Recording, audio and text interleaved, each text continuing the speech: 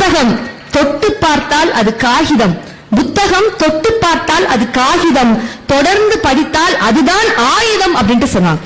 Abraham Lincoln கிட்ட ஒருத்தர் போய் கேட்கிறார், நல்லா படிக்கிறீங்களங்க, ஏன் 24 நேரமும் படிச்சுக்கிட்டே இருக்கிறீங்க? படிக்கிறதுனால உங்களுக்கு ஒண்ணு பணம் வந்து கொட்ட போறது இல்லை, ஏன் படிச்சுக்கிட்டே இருக்கிறீங்க அப்படின்னு கேட்கும் பொழுது ஆபிரகாம் லிங்கன் ஐயா சொன்ன வார்த்தை என்ன தெரியுமா? நான் பணம் சேர்க்கிறதுக்காக படிக்கல, பணம் சேர்த்தாலும் எப்படி பண்போடு நடந்து கொள்ள வேண்டும் என்பதற்காகத்தான் படிக்கிறேன் அப்படின்னாராம். அப்படி படிக்கும் பழக்கம் வந்து அடுத்த தலைமுறைக்கு சொல்லி கொடுக்கணும்.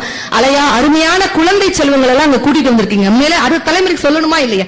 எழுத்தாளர் சுஜாதா கிட்ட கேக்குறாங்க, அந்த காலத்துக்கும் இந்த காலத்துக்கும் வித்தியாசம் நான் ஆரம்பத்துல சொன்னங்களையா, உண்மையிலே உங்களுக்கு நிறைய அனுபவங்கள் இருக்கும், ஆனா 70 வயசாவது இந்த காலத்துல உங்களோட அனுபவத்தை பத்தி சொல்லுங்க அப்படின்னு போது எழுத்தாளர் சுஜாதா அவர்கள் சொன்னாங்க, அந்த காலத்துல எல்லாம் எனக்கு என்ன ஆசை, இளமை பருவத்தில் இருக்கும்போது எனக்கு பிளைட் ஓட்டணும்னு ஆசை, நிலாவுல விள பேசணும்னு ஆசை, கிட்டார் வாசிக்கணும்னு ஆசை, அப்படி நிறைய ஆசை இருந்துச்சு.